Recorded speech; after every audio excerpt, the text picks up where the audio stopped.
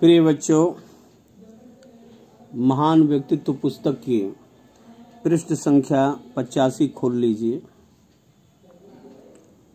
और वो हेडिंग देखिए, नीचे लिखा हुआ है लाल से, सरस वक्ता।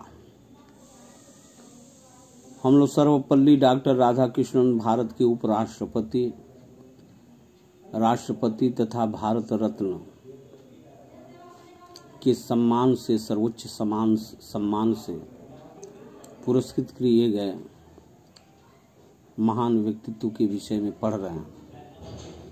डॉक्टर राधाकृष्णन एक कुशल वक्ता थे। मेरे साथ आप लोग भी शुद्ध उच्चारण में शब्दों को कहते हुए पढ़ने का प्रयास करें। इनके वक्तव्य को लोग मंत्र मुग्ध होकर सुनते थे। वे गंभीर से गंभीर विषयों का प्रस्तुतिकरण अत्यंत सहज रूप में कर लेते थे। इनके व्याख्यानों से देश ही नहीं वरन पूरी दुनिया के लोग प्रभावित थे। वे कठिन से कठिन विषयों की व्याख्या आधुनिक शब्दावलियों में इस प्रकार करते थे कि इसका प्रयोग लोग अपनी आधुनिक अनुभूतियों के अनुरूप कर सकें। मद्रास चेन्नई प्रेसिडेंटी कॉलेज के एक छात्र के शब्दों में जितनी देर तक वे पढ़ाते थे उतने समय तक उनका प्रस्तुतिकरण उत्कृष्ट था। वे जो कुछ भी पढ़ाते थे सभी के लिए सुगम था। उन्होंने कभी कोई कठोर बात नहीं कही। फिर भी उनकी कक्षाओं में अत्यधिक अनुशासन का पालन होता था। प्रसिद्ध उपन्यासकार एल्डस हक्सले ने उनके विषय में कहा है कि राधाकृष्णन के व्याख्यानों ने भारतीय तथा यूरोपियन दो भिन्न संस्कृतियों को समझने के लिए सेतु अर्थात पुल का काम किया। घर वापसी।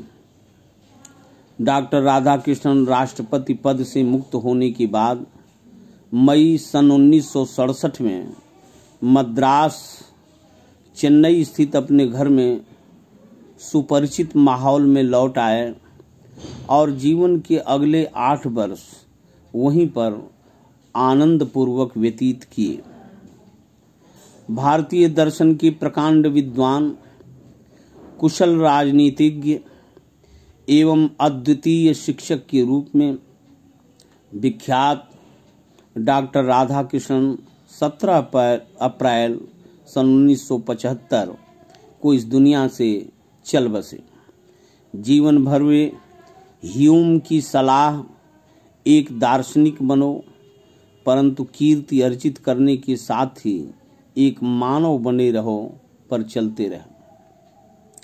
राधाकृष्णन के दुबले पतले शरीर में एक महान आत्मा का निवास था। एक ऐसी श्रेष्ठ आत्मा जिसकी हम सभी श्रद्धा, प्रशंसा, यहाँ तक कि पूजा करना भी सीख गए। यह सीवी रमन नोबेल पुरस्कार विजेता ने उनके विषय में कहा था।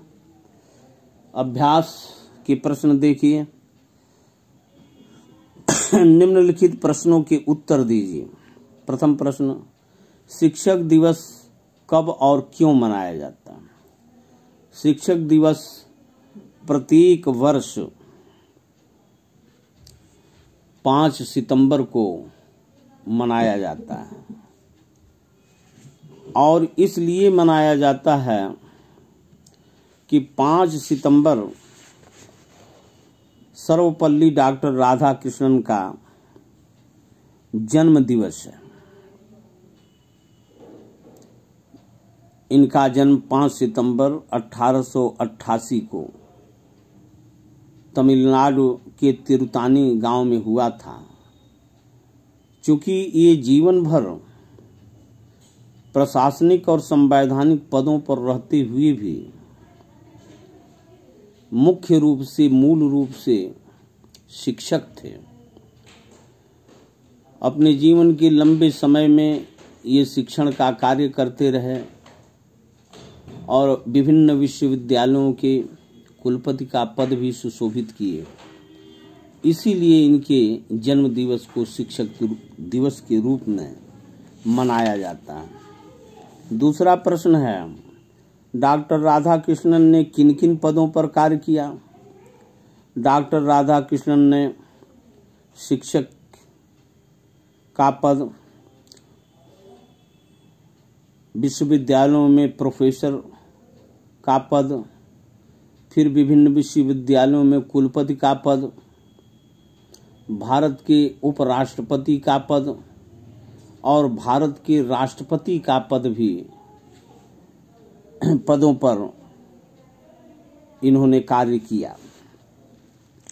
काशी हिंदू विश्वविद्यालय के लिए डॉक्टर राधाकृष्णन ने कौन सा उल्लेखनीय कार्य किया?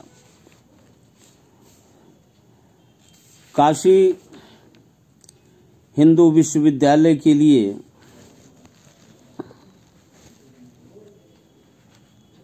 डॉक्टर राधाकृष्णन ने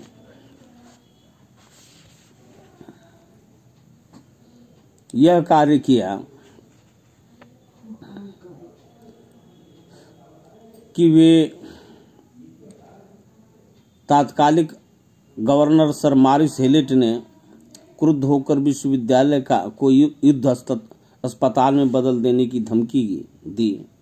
डॉक्टर राधाकृष्णन दिल्ली गए और वहां वायसराय लॉर्ड लिनालियोगो से मिले और अपनी बातों से प्रभावित किया और गवर्नर के निर्णय को स्थगित कराया।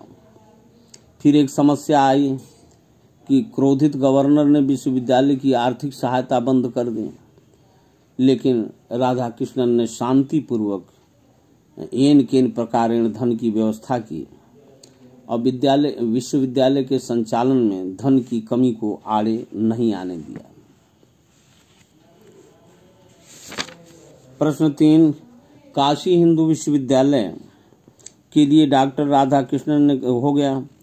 प्रश्न 4, डॉक्टर राधाकृष्णन के व्यक्तित्व की विशेषताओं के बारे में 5 वाक्य लिखिए।